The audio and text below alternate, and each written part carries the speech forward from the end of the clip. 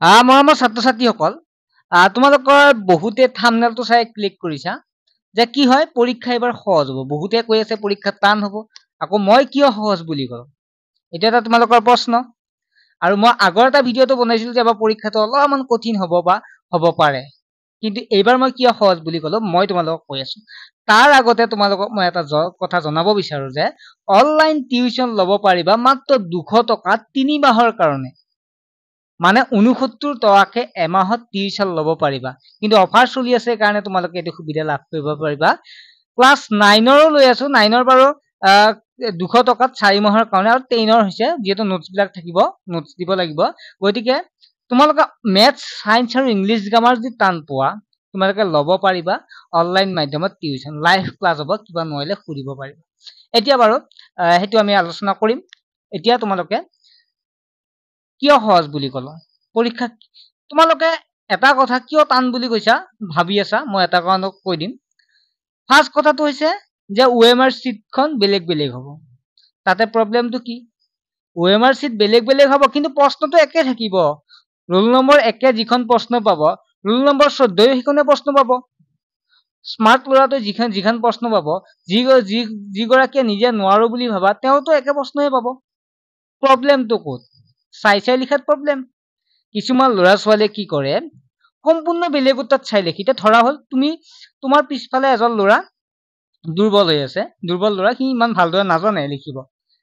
আকৌ তোমাৰ ফ্ৰেণ্ডজন এজন ভাল ষ্টুডেণ্টৰ লগত পৰি গ'ল। তেতিয়া সি যদি OMR চিটখন সম্পূৰ্ণ তাতে চাই চাই ঘূৰাই ঘূৰাই যদি সি 45 মাৰ্কছে পাই যায়, অৰ্থাৎ ভাল মাৰ্কছে যদি পাই যায়, তেতিয়া তোমাৰ প্ৰব্লেম হ'ব। তুমি এনেকুৱা ভাবিবা যে একেলগে আছিলো, সি ইমান নম্বৰ পাই গ'ল, মই ইমান নম্বৰ পালো, এতিয়া সমান সমান। এতিয়া সমান সমান সেইটো ভাল হ'লে নাই? তুমি যিটো ল'ৰা, তুমি তোমাৰ বন্ধু আৰু তুমি যদি একে সমান পঢ়ি আছে, একে নম্বৰ পাই যাবা। কথা সেইখিনিয়ে। লগতে কি হ'ল, তোমালোকৰ OMR চিটখন বেলেগ বেলেগ যে আছে, এইটো নহয় যে তোমালোকৰ প্ৰশ্ন বহুত টান হ'ব। প্ৰশ্ন একো টান নহয়, বৰঞ্চ সহজে দিব পাৰে।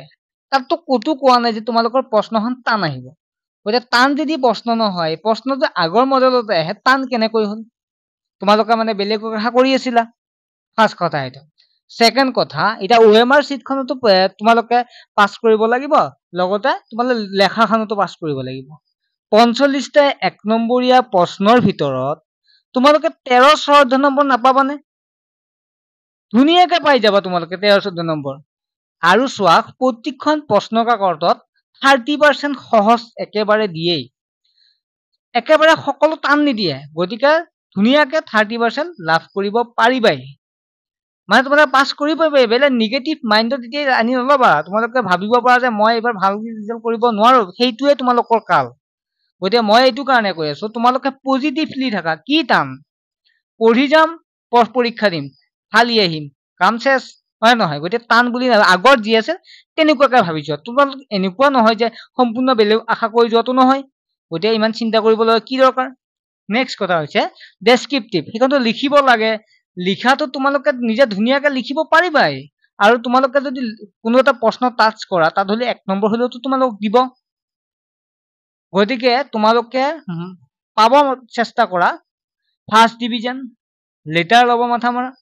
তাৰপিছত ষ্টাৰ পাব চেষ্টা কৰা, যাতে আনন্দৰাম বৰুৱা বঁটা পা। ষ্টেণ্ড কৰিব মাথা মাৰা। সপোন দেখাত ভুল নহয়, ষ্টেণ্ড কৰাৰ কাৰণে পঢ়া, ডিষ্টিংশ্যনটো পাবা। ডিষ্টিংশ্যনৰ কাৰণে পঢ়া, ষ্টাৰটো পাবা। গতিকে এইবিলাক নিগেটিভ কথা টান বুলি ভাবি নপঢ়াকে নাথাকিবা। বুজি পাইছা? আৰু শুনা, আৰু এটা প্ৰশ্ন, যে পৰীক্ষাৰ প্ৰশ্ন বাহিৰৰ পৰা আহিব। একো বাহিৰৰ পৰা নাহে। দুই এটা যদি তোমালোকৰ কিতাপৰ অনুশীলনীৰ পৰা নাহে, তেতিয়া তোমালোকে কমপ্লেইন কৰিব নোৱাৰিবা যে কিতাপৰ অনুশীলনীৰ পৰা অহা নাই। কথা সেইটোৱে, সম্পূৰ্ণ নিদিয়ে, 2 এটা দিব পাৰে কেতিয়াবা। যোৱাবাৰ যেনেকুৱা মেথছত দিছিল তেনেকুৱা। যোৱাবাৰ যদি মেথছৰ পেপাৰখন টান বুলি কৈছিল, গতিকে এইবাৰতো সহজ হ'বই। তেনেকুৱা আগে পিছে দেখা পোৱা যায়, যিখন আগৰবাৰ টান হয়, এখন কুৱেশ্যন পেপাৰ অলপ টান দিয়ে। সেইটো স্বাভাৱিক, দিবই সেইটো। বুজি পাইছা না তোমালোকে? গতিকে তোমালোকে চিন্তা কৰিব নালাগে, পজিটিভলি থাকা, ভালদৰে পঢ়া শুনা কৰা।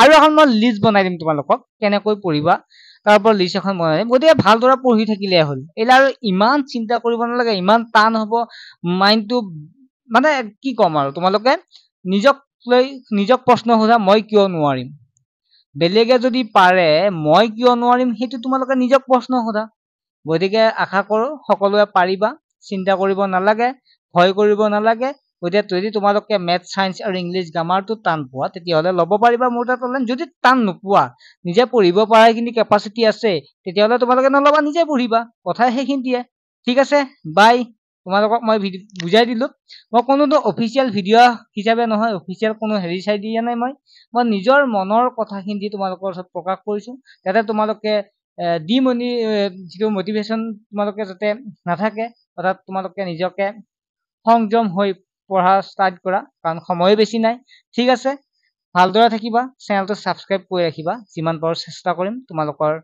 সুবিধা হোৱা কাৰণে ভিডিঅ' দিবলৈ ঠিক আছে বাই